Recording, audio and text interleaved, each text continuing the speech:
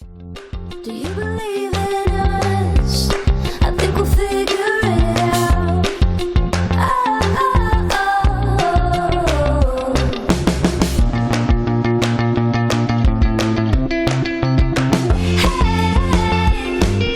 Hey, come with me, I'll show you the way out.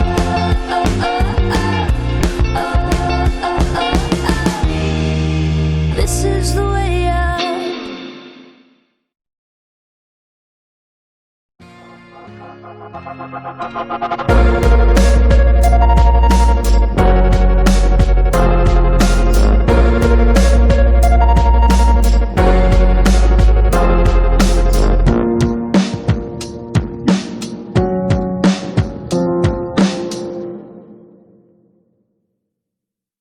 Start recording there. Okay, great. I think I'm recording in all the spots. Oh, do you have a recording software on your computer that you could record your end on? Turn that on so that we make sure we get it. I'm trying to do this all professional like.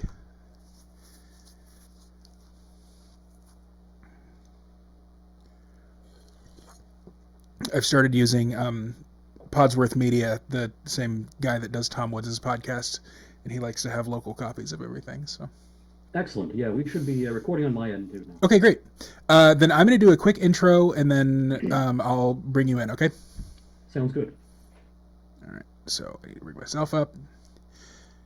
Welcome to Blackbird episode number 88. My name is James, and tonight I am pleased to bring to you my interview with Daniel McCarthy. Daniel is, of course, the editor of Modern Age and a professor with Renegade University. Among many, many other things, you know him from the Tom Woods podcast if you know him from anywhere else or from nowhere else. And with that, here is my interview with Daniel McCarthy. Oh, Daniel, welcome to the show. I just almost called you Daniel McAdams. I hope you don't get that as often as I mistakenly try to do that. That's okay. You know, Dan McAdams is a friend of mine. I've known him since he worked for Ron Paul, 10 or 15 years ago. Yeah.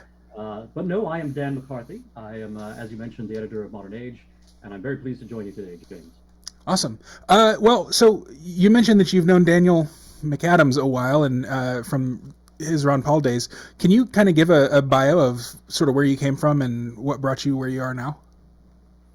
Yeah, I first got interested in politics and political ideas about 25 years ago, around the time I was a freshman in high school. And that was the early to mid 1990s.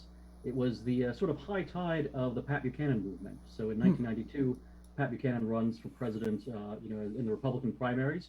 In 1996, he runs again. And I'm sort of coming of age politically in the midst of that. So I was someone who, was very much sort of energized by Pat Buchanan's approach to politics, by the kind of fundamental look he took at foreign policy, at immigration, at trade, and everything else. And so I became a, sort of young Buchananite in the early 90s. 96, I graduate from high school. I go to college at Washington University in St. Louis. And that's sort of where I'm coming from politically at that point. Then I sort of, over the course of my undergraduate years, I start learning more about paleoconservatism, the variety of conservatism that Buchanan is usually associated with. And I start reading a magazine called Chronicles, which today is edited by Paul Gottfried. And Chronicles really sort of deepened my knowledge of the sort of elements of conservatism that Pat Buchanan was often drawing upon. And Chronicles magazine and some of its larger community led me to a number of websites. This was the early days of the internet, and things like antiwar.com and bluerockwell.com were quite new. But I discovered them fairly early on in their history.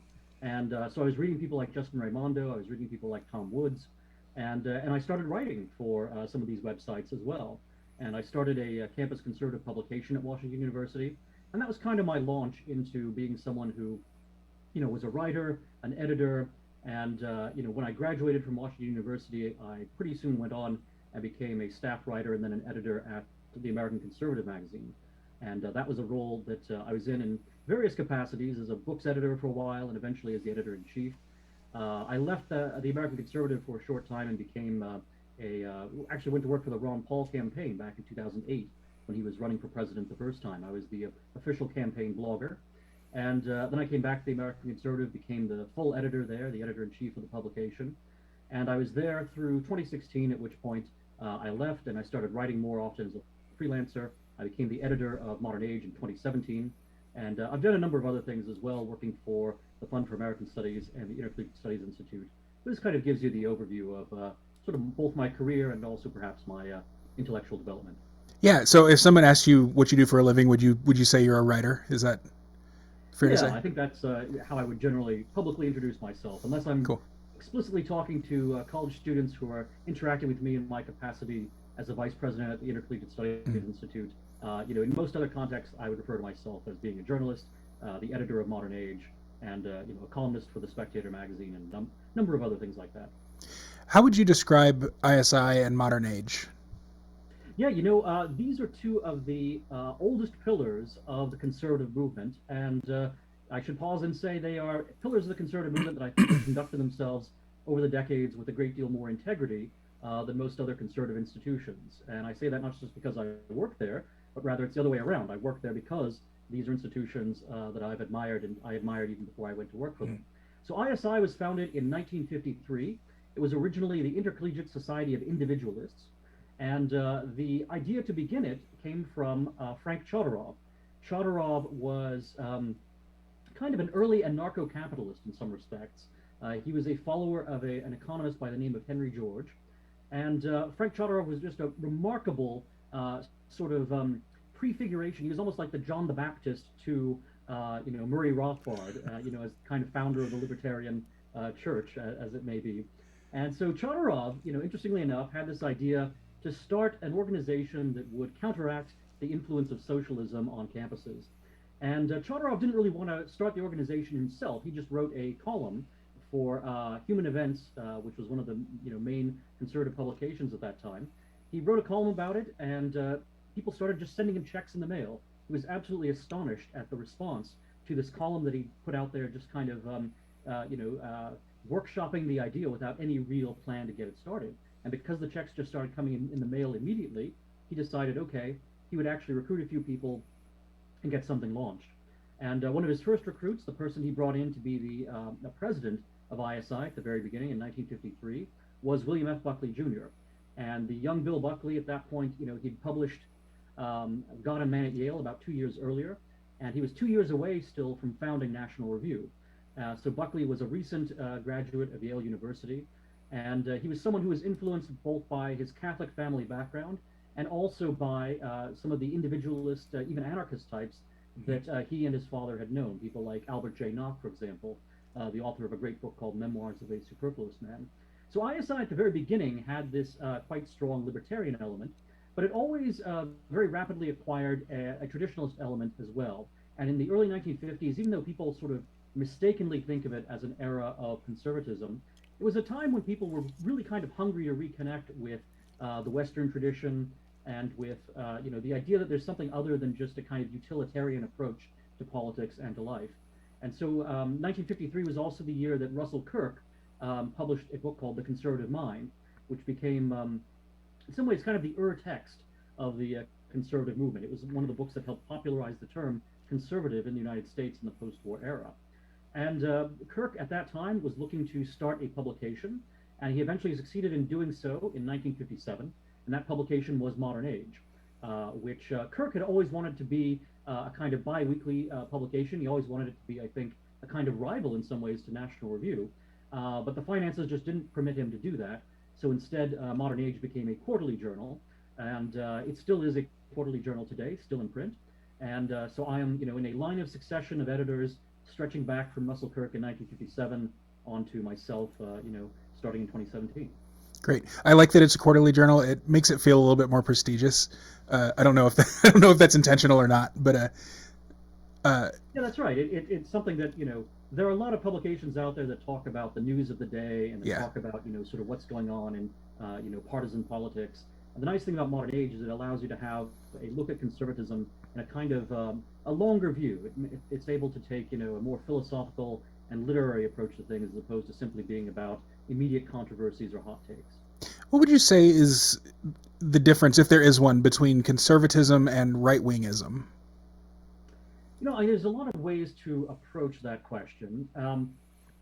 I think one useful way of looking at it is that the right tends to be whatever the opposite of the left is. And in that sense, it can be a little bit relativistic, it can drift over time. Mm. Of course, conservatism is a label that gets used by various people in rather radically different ways. But conservatism, generally, I think, should be rooted in the thought of someone like Edmund Burke, who was a statesman in the late 18th century, an Anglo-Irishman, member of parliament, and the great sort of arch enemy of the French Revolution in the 1790s.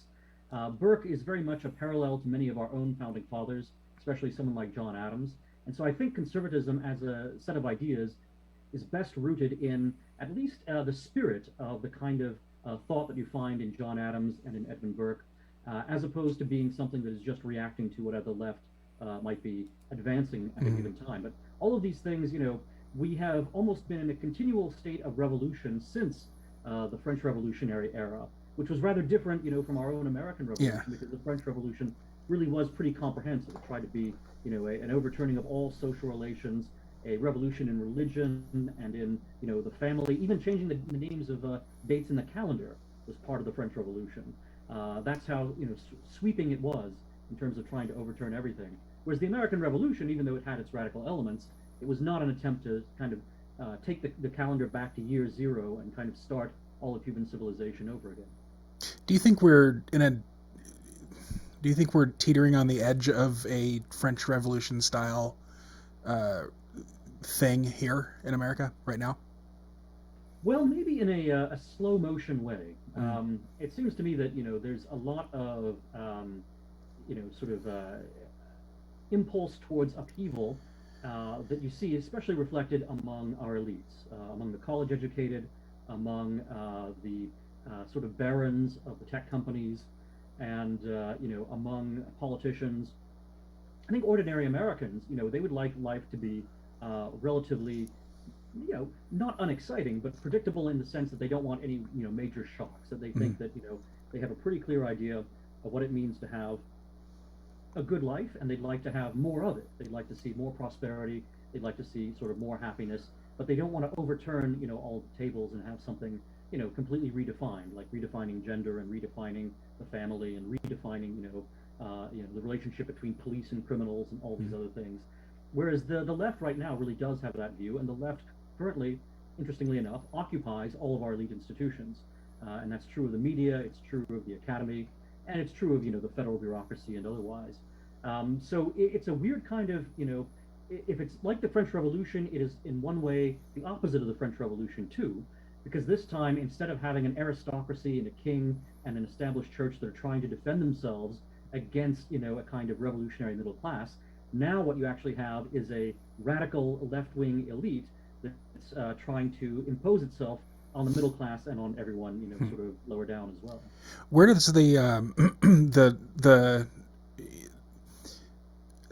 so there's the lower class, working class whites who kind of are in allegiance with, I guess, that larger middle class, but then there's the Black Lives Matter movement, which has been weaponized in my opinion, by the elites to sort of foment this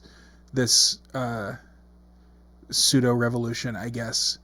Do you think that was intentional? Like, do they know what they're doing, or did it just so happen that, hey, we're Democrats and you're Democrats too, so we should rely on this? Or where do you think that came from? Well, I think it's just the way that our elite has found to keep its death grip on power, right? So trying to make Americans feel guilty about themselves, trying to make them feel as if they have to be, administered by an overclass of progressive elites who are more enlightened than they are. This is how, a ruling class which otherwise has very little legitimate claim to power. They certainly can't claim power on the basis of competence or on the basis of benevolence, but they can claim power on the basis of being holier than thou, on the basis of being, sort of the experts who know how systematic racism has, continued to ruin life for minorities in this country, and they claim that they're the ones who are going to fix this problem. And a lot of Americans who quite rightly are appalled by, the racism that has indeed been a reality in our country, they say, well, you know what, we're going to go ahead and give this elite the kind of power it wants because they're saying the right things, they sound as if they really care and they're compassionate.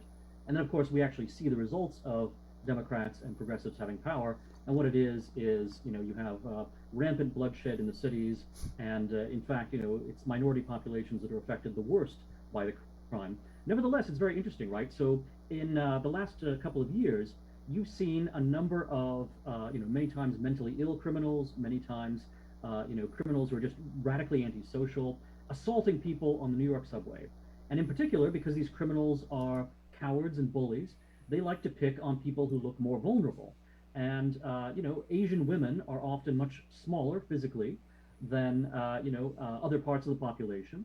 And therefore, Asian women in particular get singled out for violence by a lot of these street criminals. Oh. And how does this get reported in the media? It's turned into, quote, anti-Asian violence, which is true up to a point. But what it's not pointing out is that this is not a result of, what they call white supremacy and, sort of Donald Trump voters or anything like that. This is actually a result of street criminals who are, going after vulnerable people in the population. And it's not just Asians, of course. They've also gone after the actor Rick Moranis, for example, who famously is a quite short guy. He played Dark Helmet, for example, in Spaceballs. He was just, punched out on the street one day by one of these, by a thug, basically, by a criminal. So, even things like street crime are being translated from a basic, raw, painful reality in American cities into this very ideologized and weaponized concept, which is then ultimately going to be turned not against the criminals, but is going to be turned against, ordinary people who vote for the likes of Donald Trump. Huh. I didn't know that about Rick Moranis, actually. He's also on the autism spectrum, which means that he's either libertarian or transgender or both. So, anyway, but no, I mean, that is too bad. I had no idea that I had no idea that when I hear about anti-Asian crime, that a lot of times it is actually just convenient targeting of smaller and weaker people. That's awful.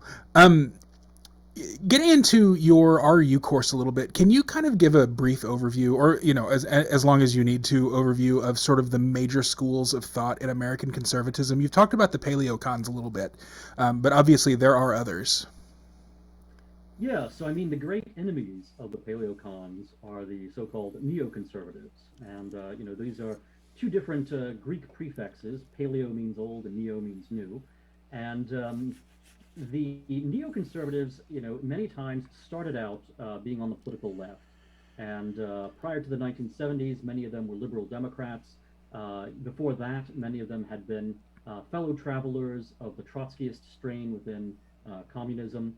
And it's interesting. I mean, one reason why many of these Trotskyists wound up going to work for the CIA, for example, and going to work for various kinds of government agencies back in the 1950s was because they were Trotskyists. They were the people who could be most strongly counted upon to be anti-Stalinist because of this, internal fight within the Communist Church between the Stalinists and the Trotskyists.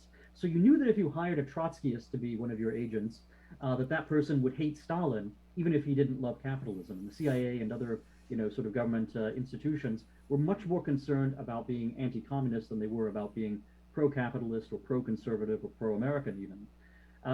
So in a variety of ways, you had, a number of people who were on the left started moving, into the Republican Party in the 1960s and 1970s, in part in response to the way in which, the so-called new left of the 1960s and 70s responded to things like crime in the streets and to anti-Americanism in foreign policy.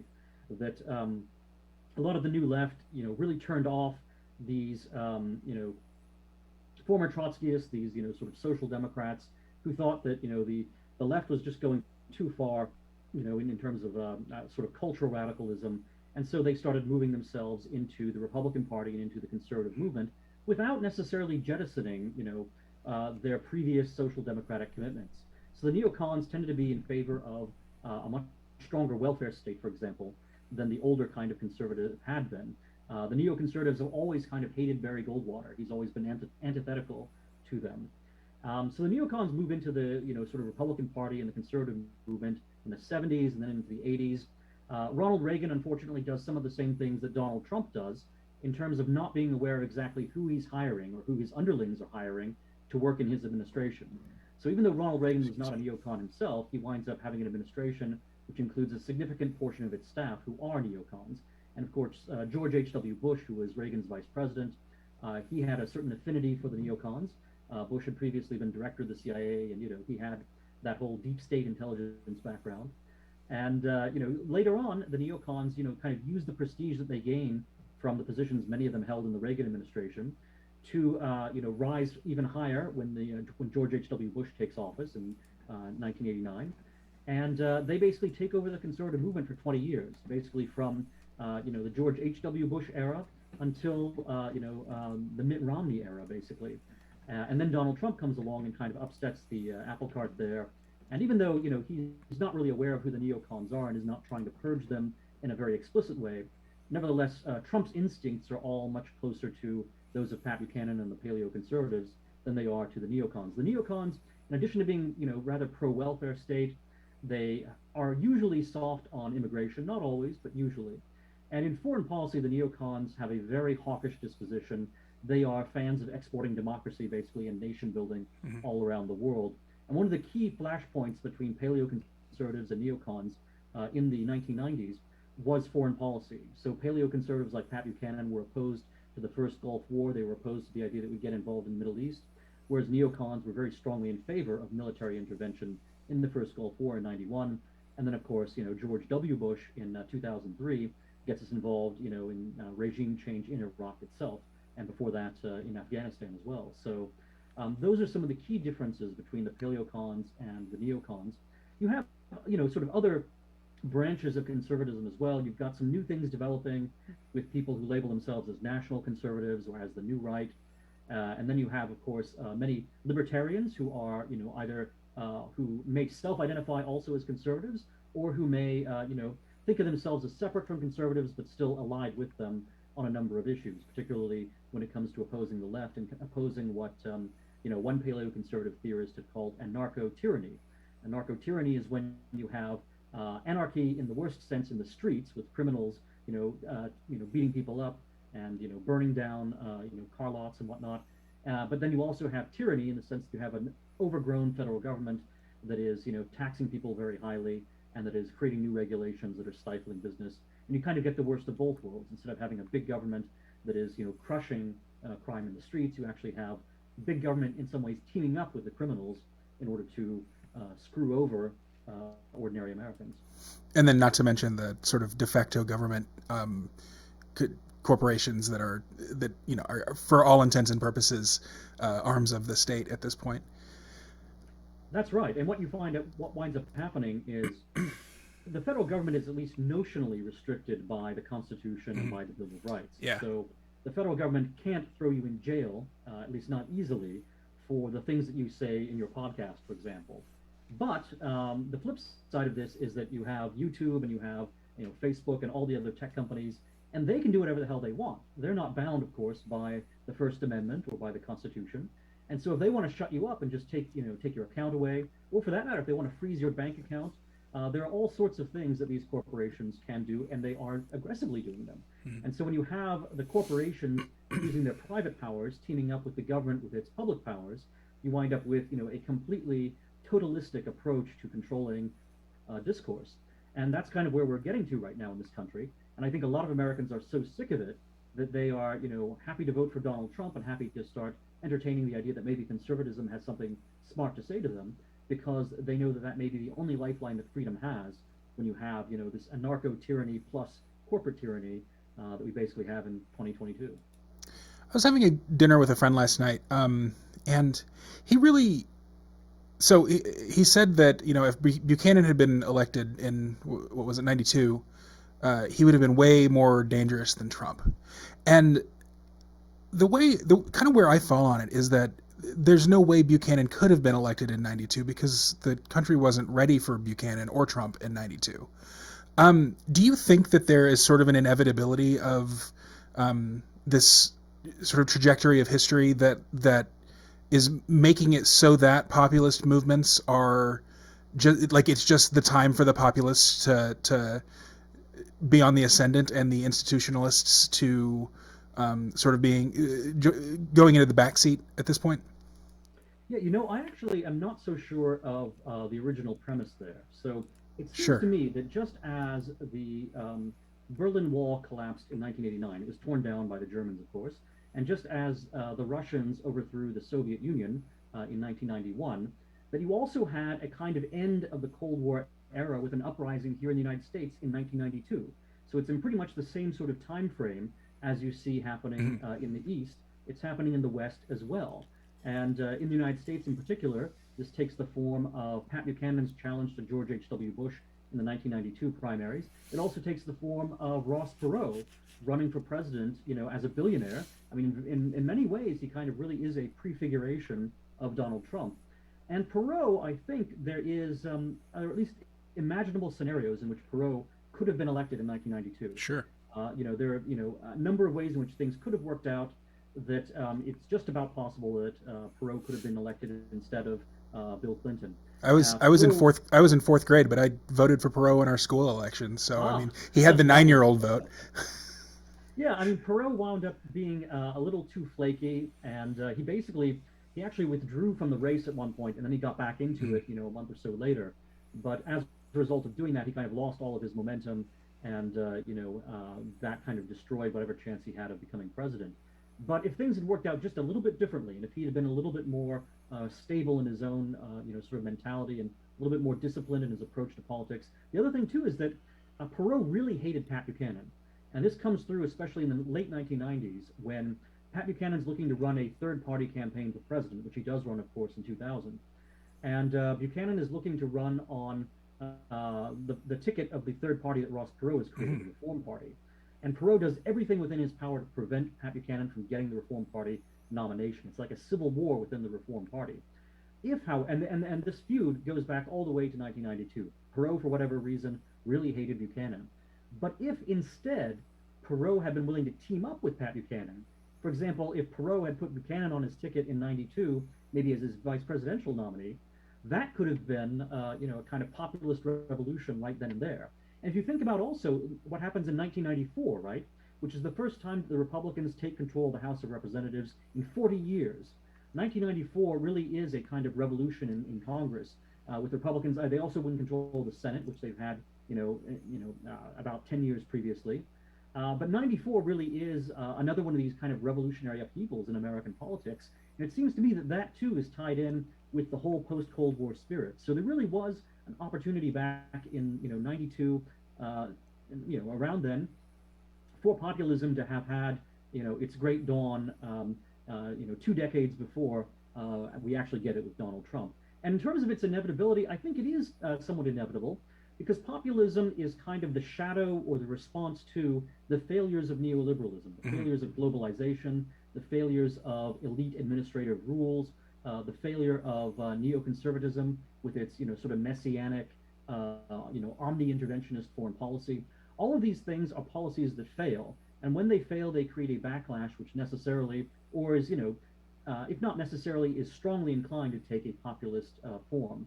And I think you also see the return of someone like Bernie Sanders in that light as well, that he is kind of a reflection of the failures of neoliberalism. But I think we've seen that the right and the populist side of things is actually much stronger than the socialist side of things that you might associate with Bernie Sanders. That someone like Donald Trump actually succeeds in getting the Republican nomination and becoming president, whereas Bernie Sanders keeps falling short of even getting the Democratic nomination. Do you agree with Curtis Yarvin that the sort of natural fruit of populism is monarchy, or is that wishful thinking on his part? That's a complicated question. I don't think it's the natural or necessary fruit, but the way things are right now, where Congress is such a weak institution and does such a very poor job of representing, its own districts, and Congress has been, sort of frozen at its current number of members for, decades now, well over half a century. Yeah. And all of that tends to erode the representative qualities of the Congress. And at the same time, you've had, and even going back a little bit earlier, the rise of a totally unaccountable bureaucracy within the executive branch. You can call it the deep state, the administrative state, but all of these alphabet agencies in foreign policy, but also in domestic policy. And Congress seems to be completely incompetent at reining in these administrative organs. Because Congress, it's always having its own partisan, petty disputes. it's very difficult for Congress to wield power effectively. And the president can actually wield power rather more effectively because his power is all concentrated, theoretically at least, in his own hands. Mm-hmm. It's, a one-man form of rule. And so if the president wants to go to war with the federal bureaucracy, even though they're both parts of the executive branch, the president can actually maybe move the needle a little bit, whereas Congress, I think, has a much harder time doing that. And that tends to make the president, kind of the tribune of the people as far as populist voters are concerned. They see the president as being the one great hope to deprive the administrative elite of their power, and they think that Congress is pretty much a sort of dead end. So in that sense, there is this tendency towards a kind of monarchy or concentration of power in the hands of one person, and that's a two-sided thing, unfortunately, because it also is. That's how a Caesar comes to power, and I know that Yarvin thinks about the Roman emperors and some of the precedents there, and I do not want to see a Caesar come to power.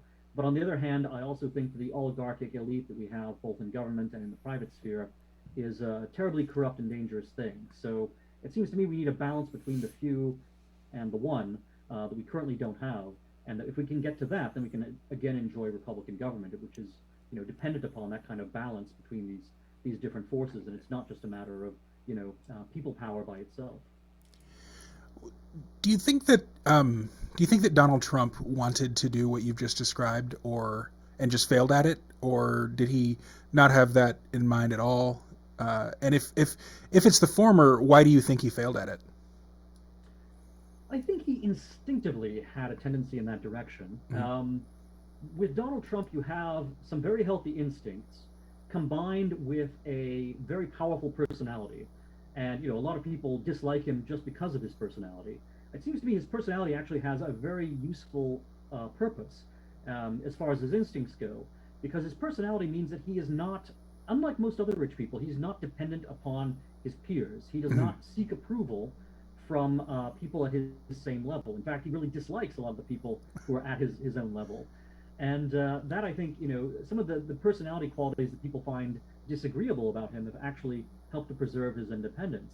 The trouble is that he's not really a systematic kind of leader, especially when it comes to politics. Maybe he's very systematic when it comes to his business ventures, and some of them have actually been quite successful. I know that a friend of mine is a member of one of his golf courses, for example, and says that when Trump took over the golf course, it actually became much better managed. And I've stayed at the Trump Hotel once or twice here in D.C., and it's actually very well run, and it's very, it's one of the most welcoming hotels I've ever stayed in. So Trump may be a very good manager when it comes to business ventures, but with politics, I think he just came into it with no knowledge as to, what a neocon was, or which conservatives or libertarians might be friendly to him and which ones might not. I don't think he understood how treacherous the Republican Party establishment could be. And when Trump kept trying to be nice to them, basically, and say that he was going to include establishment figures in his administration, and he was going to let Paul Ryan in Congress kind of lead his legislative agenda, the Republican establishment basically just kind of took that as a license or as a blank check to keep doing the things they've been doing, long before Donald Trump. And so as a result, the one really good year, 2017, when Trump was president and he had a Republican Congress and he could have done quite a lot, was completely wasted because he put too much initiative into the Republican Congress rather than taking it himself. And it's one thing that makes me kind of hopeful for, if you get another Trump term, if Trump runs again in 24 and wins, I think this time he's going to be much better educated as to how government actually operates, as to which people in government and which people in the conservative movement he can trust and which he can't. And that may make him a much more effective president in 2024 than he had been during his first term. Yeah, when he made Reince Priebus his chief of staff on day one, that was about when I knew that, oh yeah, this probably isn't going to end how I would like for it to end. On the other hand, I think you're right. I mean, he made some staffing mistakes, and I think he might have learned from those. And if he does run for and get a second term, he'll have far less to lose. Although I do kind of hope that he doesn't run. I feel like his star is kind of fading a little bit, and he's becoming more of a caricature than a force for anything that I would want. But in any case, what do you think the misconceptions around Pat Buchanan are? I'm a big fan of his. Like I said earlier, I was very young when he was sort of, on the political stage, but I've heard him on the Tom Woods Show. I've read some of the stuff that he's written. Um, I don't think he's racist. And I mean, if he was racist, that doesn't mean that everything he stands for is bad. But yeah, what are people's misconceptions of him? Well, those are certainly two major misconceptions. The first being that he's racist, and related to that, the other misconception is that he's anti-Semitic. And beyond those 2 points, there's also a misconception that he is a sort of angry person. And maybe a fourth misconception is the idea that he sort of lives and breathes politics and would like to be kind of out there with his pitchfork fighting away. So I'll kind of correct all four of those things. Right. First of all, Pat Buchanan comes from he grew up in Washington D.C., but not in kind of elite political circles. He's a sort of blue collar Irish Catholic kid for the most part. And so, he has this kind of white ethnic view of the world. And that means, on the one hand, that he's not politically correct.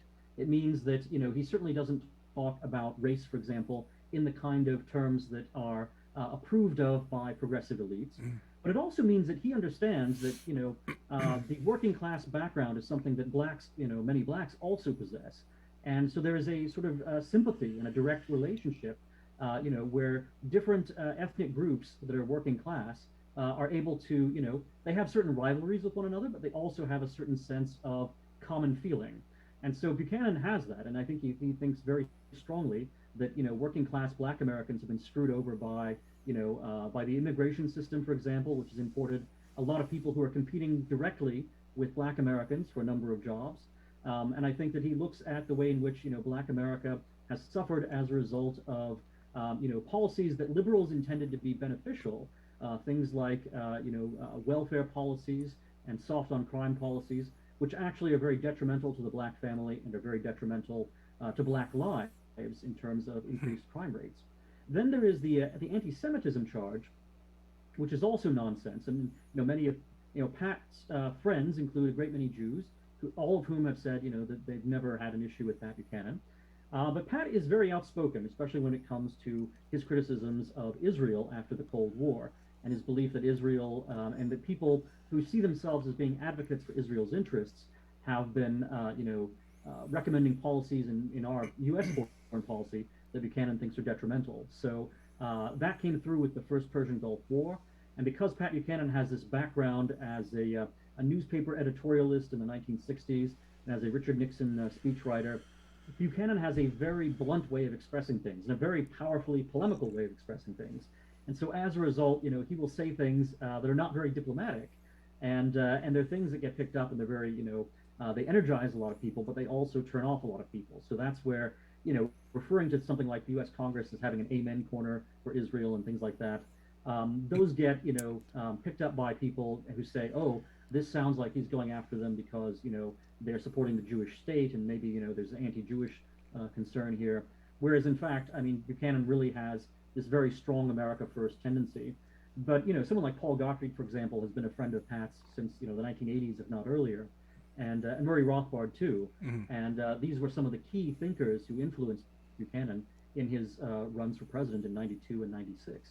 And then beyond that, Pat is not an angry guy at all. He's actually a very, very pleasant, person. So there's sometimes a radical difference between someone's stage persona and their actual, sort of personality as a human being.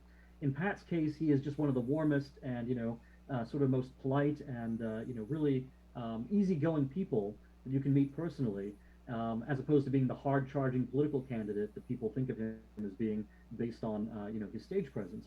And then finally, the last thing I would say about misconceptions of Buchanan is people think that he is, someone who's really eager to get into the political fight and to, that he's someone who maybe really wished he had become president. Whereas in fact, Buchanan's always been a little bit reluctant in some ways. He's always championed his ideas because he believes in them. He doesn't want any glory for himself. And in fact, he is a much more cerebral and reflective person as opposed to being an activist and a really, sort of, someone who wants to be in the rough and tumble of politics all the time. So he's a much more private person than many people realize. And that certainly comes through now that he is, sort of in semi-retirement. But even back in the day, he was not someone who relished, constantly, being in the midst of things, the way that someone like John McCain did. John McCain was a true political animal who loved being in the spotlight, talking to the press, on his campaign bus and whatnot, whereas Buchanan was much more of a private person. My friend who called Buchanan more dangerous than Trump is definitely he has referred to John McCain and Joe Biden oddly as his political heroes.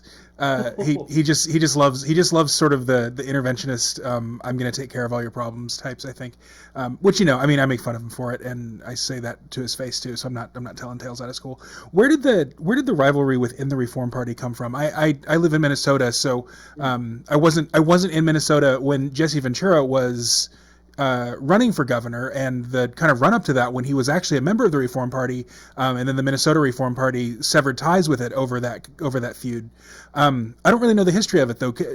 Are you well versed in that? Could you kind of talk about where that rivalry comes from? Moderately well versed. So Ross Perot runs for president in 1992 as an independent candidate. Perot is a billionaire, so he actually has the resources to create a third party, and he does that. He creates the Reform Party basically out of his campaign.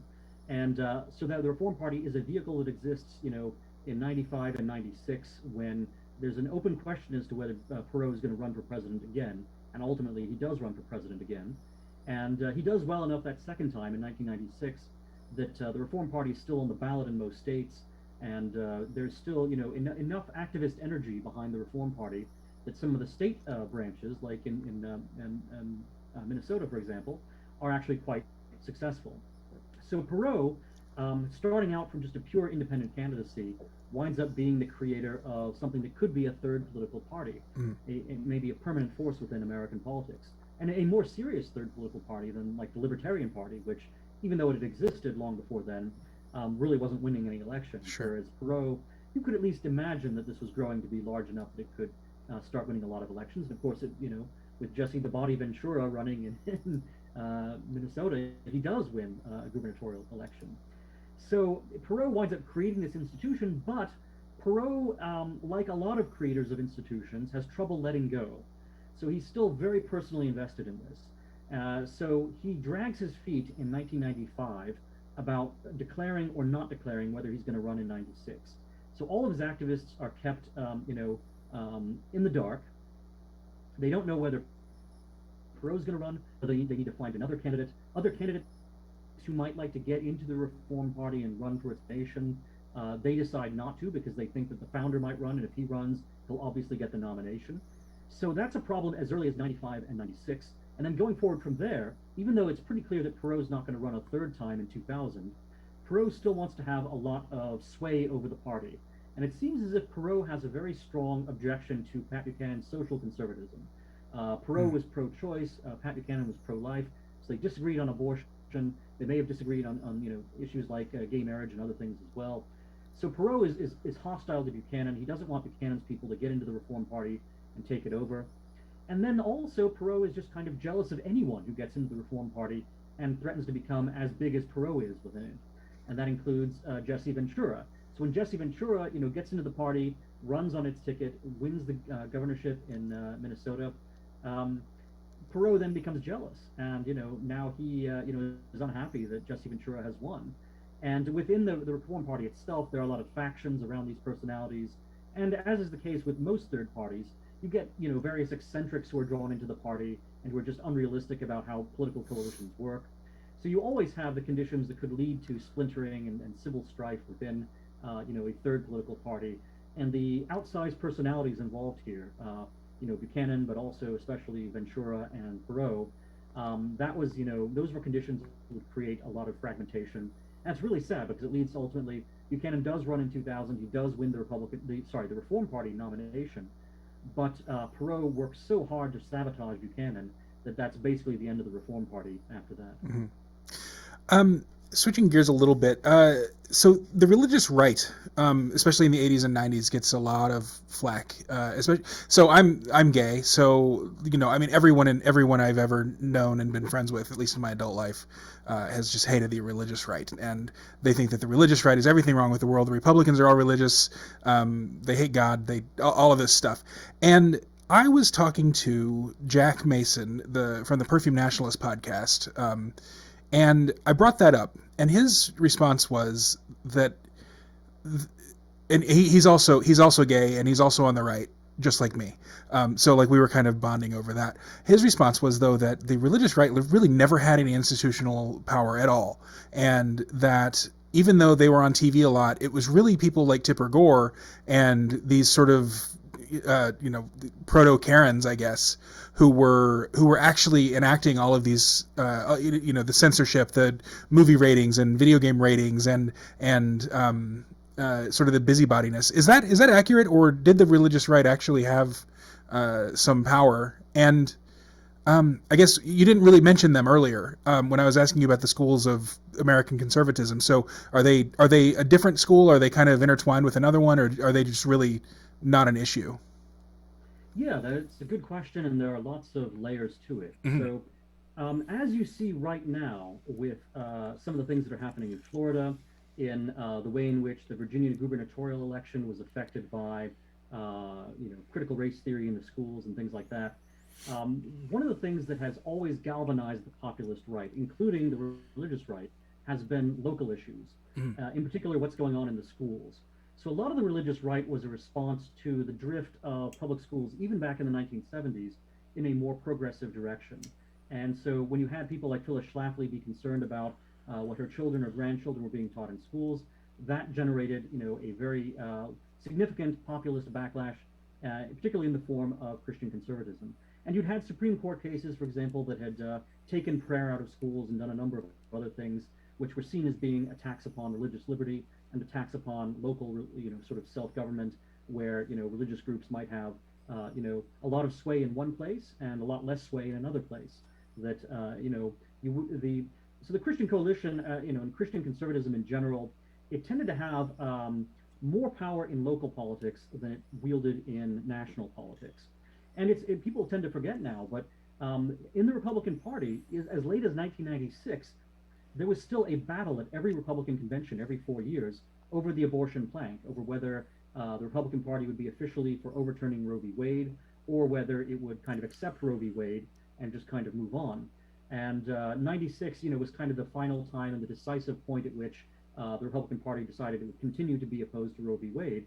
But before that, it had always been a kind of almost 50-50 battle, at least at the elite level. The sort of religious voters of the Republican Party, they were strongly anti-abortion, but the elite of the party was much more divided. And in fact, maybe you could even say the elite was relatively in favor of abortion rights. I mean, Ronald Reagan, for example, had actually signed into law one of the most liberal abortion laws in the country when he was governor of California. And there are various other, people like Sandra Day O'Connor, for example, the first woman on the Supreme Court who's appointed by Reagan. She, is a supporter of Roe and whatnot. So things were much more complicated. The religious right was a strong force at the grassroots level, at the local level, but tended not to have a lot of sway within national government. It was something that Republicans would always pay lip service to, but in terms of what it actually meant in policy was often more of a question. And there have always been gay conservatives, gay libertarians, and others who have played key roles within the right. So I think it was maybe 2000, where the person nominating Pat Buchanan. So at a political convention, you have someone formally give the nominating speech to nominate the person who's going to be the candidate. In 2000, the person giving the nominating speech for Pat Buchanan at the Reform Party convention was Justin Raimondo, who was a gay libertarian who is the editor of antiwar.com, the founder of antiwar.com. Yeah, one of my heroes. And, you'd had numerous others who, have been involved both on, even going back to the early days of things like National Review in the 1950s, straight through to the 2000s and beyond. So the right was never, conducting witch hunts, for, trying to throw out gay conservatives or things like that. But it was certainly opposed to the kinds of issues that have come up right now in Florida and elsewhere in terms of what's in the curriculum, what's being taught to kindergartners and things like that.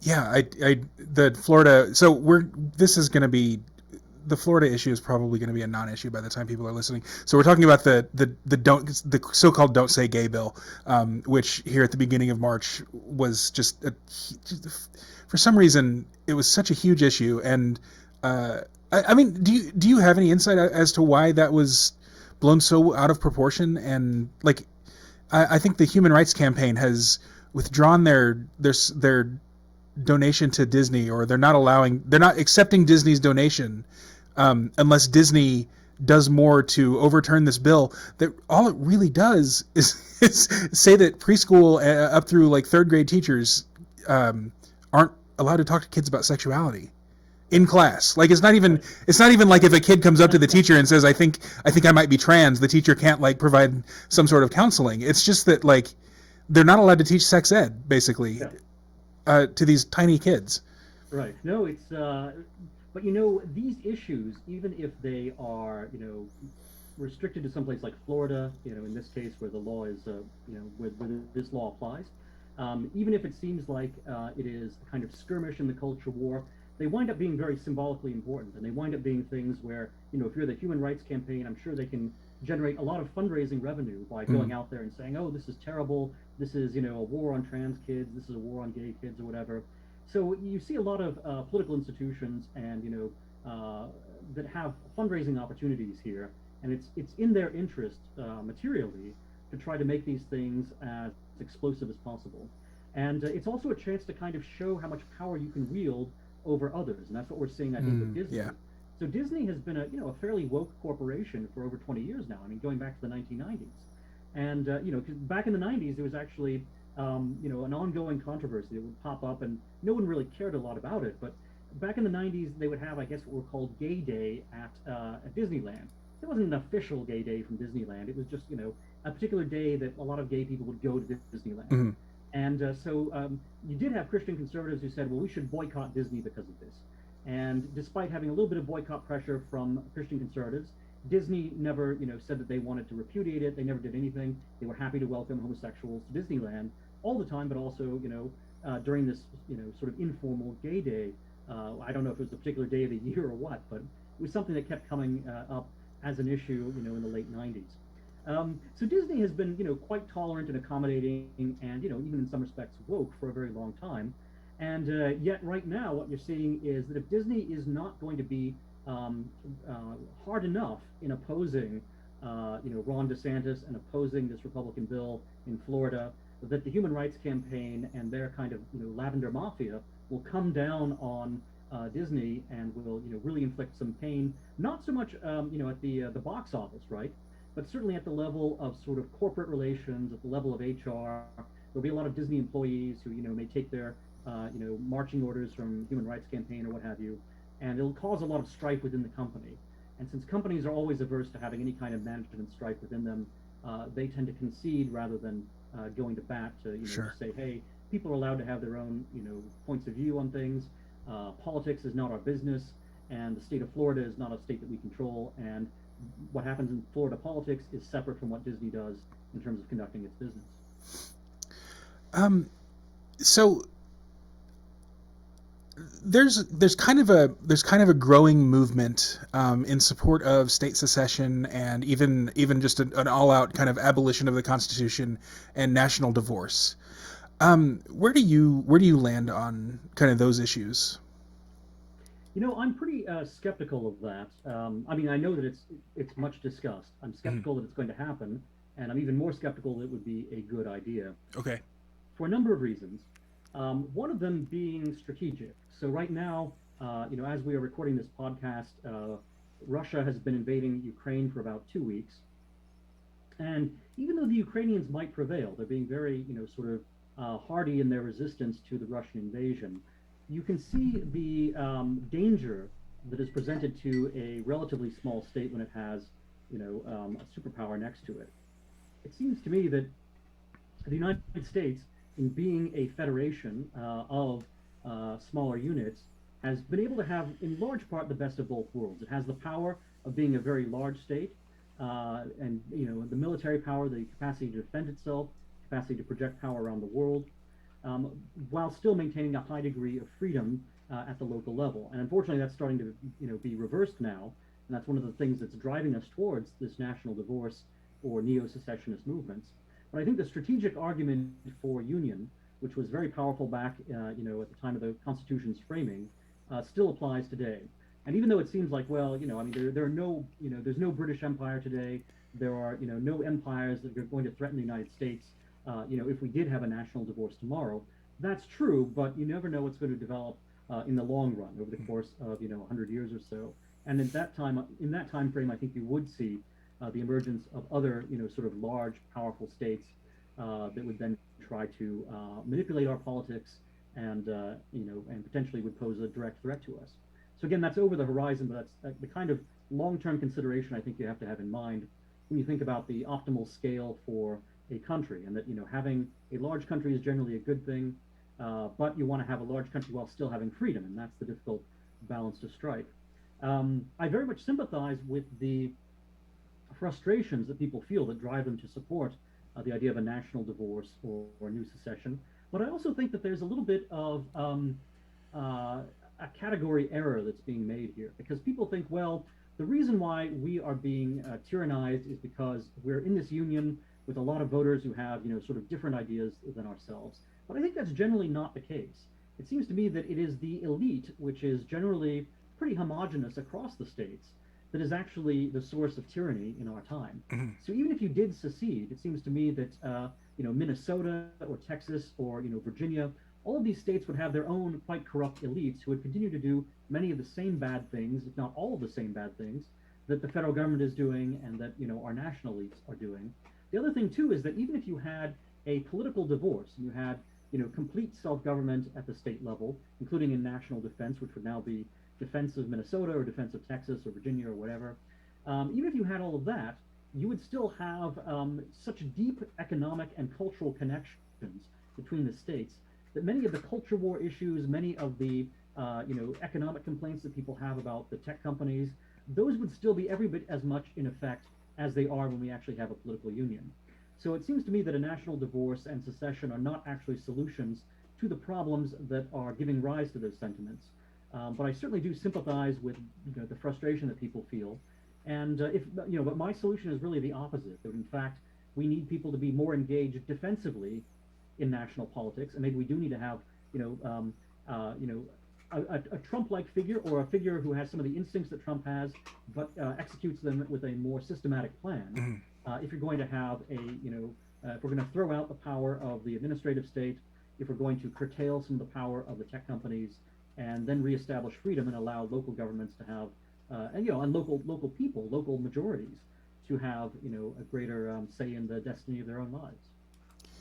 Do you think that there's a conflict between the sort of states' rights and that sort of instinct toward localism, and so that on one hand, and then the wrap yourself in the flag type nationalism that many conservatives tend to display at the same time? Yeah, but I think there's less of a conflict where you might imagine, kind of at the grassroots, than there is among some of the elite layers. So I think a lot of sort of flag-waving patriots who are not sort of wanting to go abroad in search of monsters to destroy and trying to overthrow every government and make it into a little model of America. I think just ordinary patriots, people who have flags outside of their houses and whatnot. I think they're able to balance their love of America as a whole with their love of their local community. And if anything, I think the balance tends to be in favor of the local community rather than in favor of sort of great national institutions. If you look at the approval ratings of the national government, Congress, President, the Supreme Court, even the military, you see that people tend to have less approval of those national institutions than they have of institutions that are closer to themselves in their states and in their localities. That said, I think you do see at the kind of higher ideological level that you have those people who say that America is an idea and that this idea is a universal idea and therefore has to be exported to the whole world. A lot of neocons, a lot of George W. Bush-style Republicans, they wrap themselves in the flag too, but they do it in a different way, and they do it in a way that is much more imperialistic and really is not compatible with the degree of localism both within our country and also beyond our borders, where we let other countries do things their way and we don't insist that they have to do them our way. That kind of American imperialism and wrapping yourself in the flag for the sake of a universal agenda, that I think is antithetical to local self-rule. You have described libertarianism and Stalinism as churches during this conversation. I do not disagree with you. This coming from a libertarian, the last couple of years I have really come to grips with the fact that I may be a member of a secular religion. Where do you think libertarianism goes wrong, and what can fix it? Yeah, I mean, libertarianism, as it's formulated by someone like Murray Rothbard, tends to be, I think, correctly aware that it is a political program, a political philosophy, as opposed to an overall philosophy of life and culture. Mhm. And it may be compatible with the different, a plurality of life philosophies or cultural philosophies. But I think someone like Murray Rothbard is right to be careful to separate libertarianism from all of the cultural tides and tendencies that one might find on the left or the right. And ultimately, if you are a Republican, you probably have to decide. Sorry, if you are a libertarian, I certainly don't want to say Republican. Terrible, terrible thing. No, libertarian is very, very different. If you are a libertarian, and I do mean small L libertarian, you can affirm libertarianism as a sort of set of political beliefs, but then you may be faced with a choice whether you want to go right or go left, Mhm. or go in some other direction on the basis of culture and a philosophy of life as opposed to a political philosophy. But a lot of libertarians don't want to make that kind of conscious choice, and instead they tend to import the cultural assumptions of either the left or the right into libertarianism, and I think that causes a lot of confusion within libertarianism. And you see that especially at the elite level, where a lot of left-wing assumptions get imported into libertarianism by what some folks have called beltway conservatives, beltway libertarians who are based in the D.C. area, and they oftentimes will culturally be drawn to the left, which is okay if they are explicit about that and if they know what they're doing. But if they're saying all libertarians must have their cultural views, that I think is a problem. And on the right, you will find some of the paleo-libertarians, as they're called, some of Murray Rothbard's friends, will say, well, in fact, libertarians should be culturally right-wing. Mhm. But I think most of the time they are pretty clear when they say that they mean, the sort of libertarianism and the cultural agenda to be two separate things that, go well together, as opposed to being all, a complete whole that has to be accepted completely. You do find some folks on the, sort of libertarian right who would take a more holistic view and say that libertarians do have to be culturally right-wing, I should say. But I don't think that's necessarily correct. I think that someone like Rothbard is more correct that libertarianism is best when it is a relatively limited approach to politics. The other trouble with libertarianism is that it tends to be based on abstract rules as opposed to the way people actually live their lives and the way in which politics actually operates, and even the way in which economics operates. So sometimes libertarianism becomes just a matter of saying that here are the rules of economics, and we think that they will just naturally, people will follow those rules if we get rid of, the government interference, or if we, kind of set up the right kind of institutional framework. Whereas in fact, people are always breaking rules, including people who want to, do things irrationally, do things because, they're passionate about them as opposed because they think they are the most, effective way of doing them. I think you have to take account in politics and in society of the irrational component of human beings. And libertarianism often struggles a little bit because while libertarianism, realizes that people have subjective schedules of values, libertarianism also wants to say, well, once you have that subjective schedule of values, there is one precise way, one exact way, one right way and correct way, one efficient way of actually bringing about prosperity or bringing about, any number of other objectives that people want to achieve, and that's to do it by using the rules of the free market. Whereas in fact, people are very subjective even when it comes to their approach to instrumental rules, not just when it comes to their approach to, kind of their overarching objectives in life. So libertarianism can become a little more aware of human nature and a little bit more humanistic in that sense, as opposed to rationalistic. I think it would be much stronger, and it would be able to, sort of engage more effectively in, sort of the wider culture and wider politics. Yeah, that's so I have two criticisms right now, at least, of libertarianism. On one hand, Robbie Suave from Reason, God bless him, wrote an article recently calling on Mitt Romney of all people to run for president. Um, like That's horrible. I just I don't know. It's probably just because he's lived in D.C. for so long that he doesn't understand how tone deaf that sounds. So that's like one portion of libertarianism. The other portion is the Mises Caucus, which I would consider myself a member of, and I love going to Mises events and I love going to LP conventions, if for no other reason than that I love a good brawl.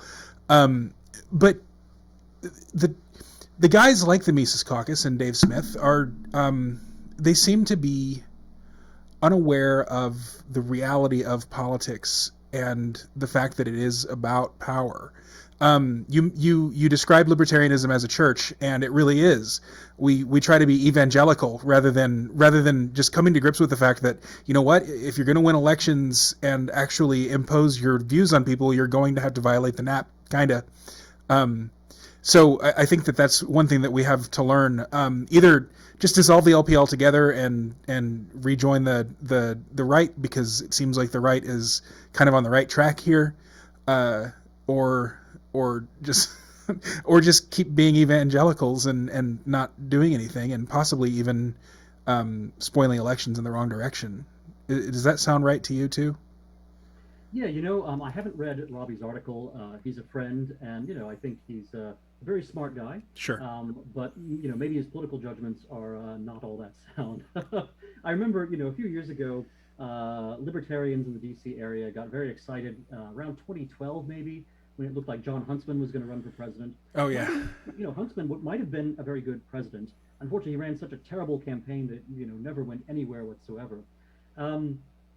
But yes, there is this tendency for libertarians, when they look at Republican politics, for example, to want to project onto someone like Mitt Romney something that they want to see that in fact is not there, and may really be the opposite of what libertarians would want if he actually got power. I think Romney is one of the most dangerous and bad people in American politics. And as far as the practical considerations of politics go in the Libertarian Party, one of the other religious elements of libertarianism is that it tends to be focused on purity. Mm-hmm. And that's why you get these, sort of bitter battles between different libertarian factions, and saying who is, deviating to the left or to the right, or who is failing to, observe the NAP in exactly the right way. Yeah. And all of that, it seems to me you might as well take that energy and invest it in a real religion if you're going to do that. Yeah. Like, basically doing theology at that point. And a lot of people make yourself a saint. And a lot of people are. I think it's something that relatively few people actually attain, and most of us are sinners, and we just have to find out how to be sinners in a less destructive way, as opposed to saying, well, here's this code that's going to be perfect if we just adhere to it, to the letter. When in fact we know that we're not going to adhere to it to the letter, so we just have to be more realistic about our human nature. I think James Madison is a very good, very good reading for libertarians on this, and going back to the Federalist Papers, and just looking at the things he acknowledges about what human nature is going to translate into politics. It really is going to be a matter of having contesting forces against one another, and that's going to preserve liberty, as opposed to having someone who has the perfect, sort of architectural design for liberty, and that they're going to just, be able to impose that on everyone, and everyone's going to go along with it because everyone really loves liberty. That's all false to human nature. And in fact, the people who have these great architectural designs, they're usually very bad people who want to run other people's lives. And other people, they don't want to just follow a set of rules. They want to be, the kind of messy human beings that they actually are.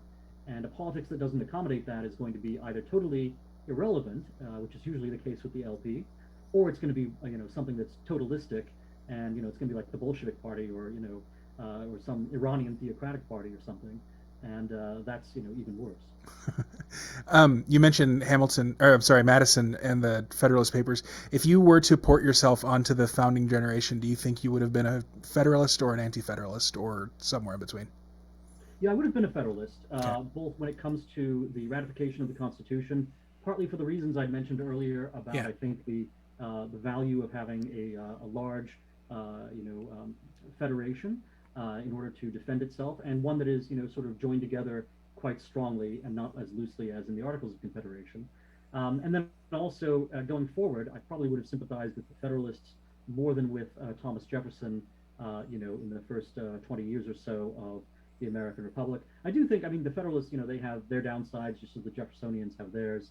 I think, John Adams is a figure I like to revisit a lot because he's really a much more sophisticated and deeper thinker than people realize, including on libertarian issues. So I don't know if you're familiar with this book it's a very tiny book. It's like a little 90-page booklet by a guy named Etienne de la Boétie, who is basically a 16th century French philosopher. He dies very young. His book is called The Discourse on Voluntary Servitude, and it is an examination of the fact that in any kind of government, the ruled always outnumber the ruler. And so why is it that the ruled continue to obey what the ruler tells them? So it's a very libertarian and even in some ways proto-anarchist pamphlet. And it turns out that John Adams actually translated this pamphlet into English, I think around 1810 or so.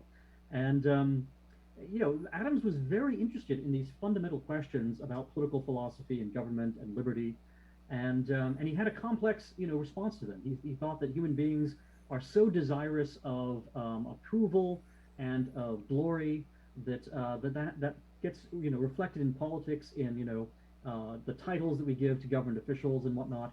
And of course, as you may know, I mean, Adams was kind of infamous during the first Congress for wanting to have the president and vice president addressed by these, sort of flamboyant honorifics, like Your August Majesty or whatever the phrase might have been. And everyone quite rightly, said no to those proposals from Adams. But the reason Adams was doing that was because he said, basically, whether or not you use these titles, this is how vice presidents and presidents will think of themselves. And if you use the term, then at least people will realize, aha, we're dealing with people who have a very inflated sense of themselves. Whereas if you don't use those terms, you have a kind of counterfeit, equality that is really disguising the nature of power. Okay, so you're a Federalist. You like Hamilton. You are a Unionist, so I presume you like Lincoln. What about Teddy Roosevelt? He's the other kind of big name who, at least right libertarians tend to not like, and a lot of conservatives love. Where do you land on Teddy Roosevelt, and why do you think so many conservatives love him, even though he was sort of the proto-progressive? Yeah, I do not like Teddy Roosevelt. And, good. If you actually look at, 1 for 3. Yeah, if you look at the things that Roosevelt is saying, he is basically kind of repudiating the older, sort of Federalist tradition. That's why his speech is called the New Nationalism. He thinks that there really is a need for America to kind of move in a new, sort of more centralized direction. And I think that, Teddy Roosevelt's whole sort of personality is a lot of bluster and whatnot, and there's, a lot of power worship attached to Sure. Teddy Roosevelt, both himself and also in the way that other people deal with him. And Roosevelt was, in favor of getting into World War I long before Woodrow Wilson was. So even though, most conservatives and, a lot of normal people now would point to Woodrow Wilson and say, oh yeah, Woodrow Wilson was this, kind of warmonger and he got us into World War I. It's totally unnecessary. Certainly a lot of libertarians would say that. But Theodore Roosevelt was even worse than Woodrow Wilson and wanted, even more eagerly to get involved. And admittedly, there are some historians who would argue with a bit of nuance and say, well, maybe an earlier intervention would have been a smaller intervention or whatnot. But I think Teddy Roosevelt just loved war. And he had this, this bombastic side that I think is pretty detrimental. And I like the more sober and introspective kind of conservative Federalist or nationalist, like the Adams family, like John Adams and John Quincy Adams, and like even Alexander Hamilton is rather more restrained and rather more sort of has a more complicated view of human nature than someone like Teddy Roosevelt. What I think I can say about Teddy Roosevelt is he really is a very good writer, and it seems to me that as a journalist, as a an autobiographer, there's a lot to be said in favor of TR as a writer. But I wish he wouldn't have gotten into politics. And there were a lot of good writers back then too. I think the early 20th century was sort of maybe the high point of American journalism, really, in a lot of ways. Yeah. Do you have any like H.L. Mencken? I assume you like. Are there names that people may or may not have heard of who you sort of try to emulate in your writing? Yeah, I don't know about emulation, but there's certainly various writers who have inspired me a lot. Yeah. Mencken is certainly a good example. Mencken's close contemporary, whom I mentioned a little while back, Albert J. Nock, will be another one. More recent writers, such as Gore Vidal, even though he's someone who's coming from the left, he is, especially his essays, but also his novels, are just, treasure troves of fantastic writing. And, some of the things he says in politics are sound, some of the things he says are unsound, but he's always, well worth reading and a fascinating figure. Then when it comes to fiction, there's a novelist like Evelyn Waugh, or someone else, more recently, Michel Houellebecq, the French novelist, is also a favorite of mine.